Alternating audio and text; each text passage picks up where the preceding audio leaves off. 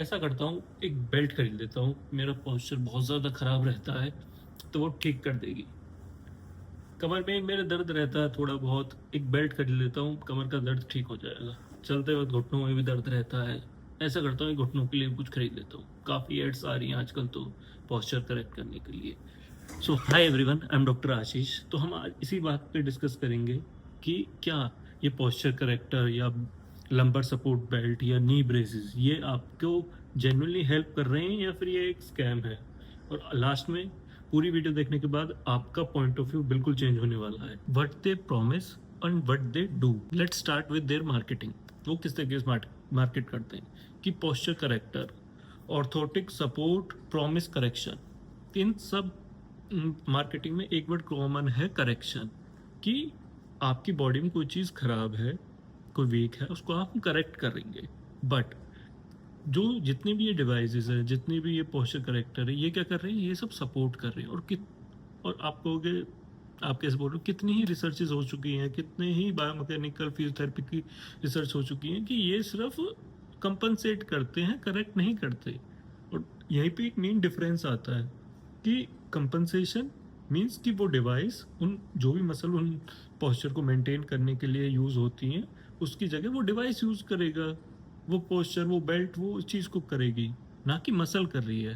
तो ये तो वही बात हो गई, जहाँ से आपने स्टार्ट करा आप वहीं पे ही हो, जिस पॉइंट पे आपने उस बेल्ट को रिमूव करा। द मसल डिपेंडेंसी, यहाँ पे गेम पूरा चेंज हो जाता है।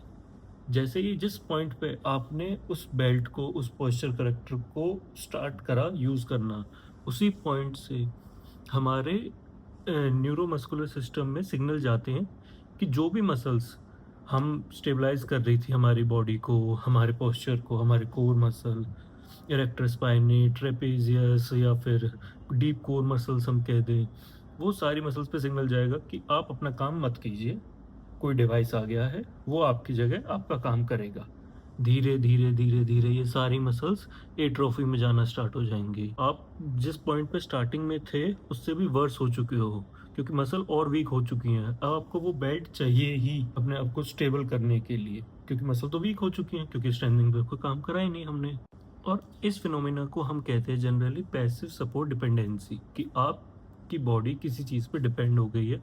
अब आप उसको उसी चीज़ की नीड है, जब तक वो बेल्ट नहीं लगेगी तब तक आप ठीक नहीं होगे और आप अपनी कंडीशन को और वर्स कर चुके हो। आप हु एक्चुअली बेनिफिट्स। अब आप सोचोगे क्या ये बिल्कुल ही ख़राब है। मैं ये नहीं कह रहा ये बिल्कुल ही ख़राब है। ये चीज़ें उनके लिए हेल्पफुल हैं जिनको इंजरी हुई है, जिनको सीवियर अभी कोई अक्यूट पेन हुआ है, उनको स्टेबल करने के लिए कि वो ज़्यादा मूवमेंट ना करें वो, और धीरे धीरे उनका पेन सेटल हो जाए, उसमें वो हेल्पफुल है।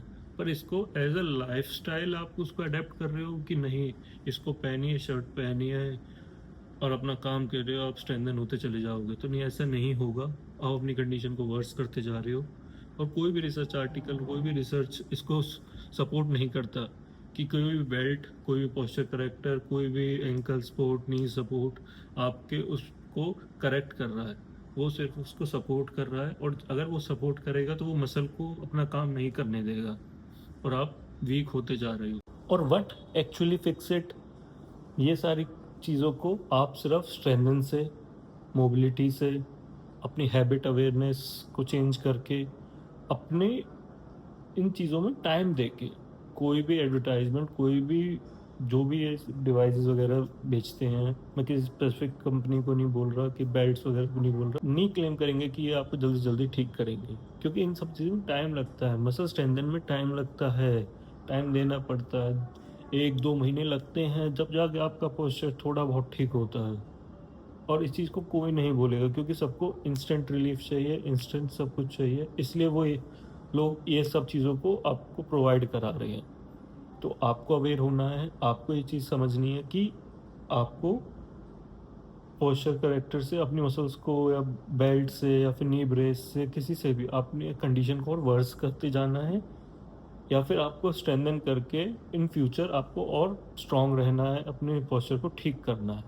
तो ये आपके ऊपर है। Thank you for watching.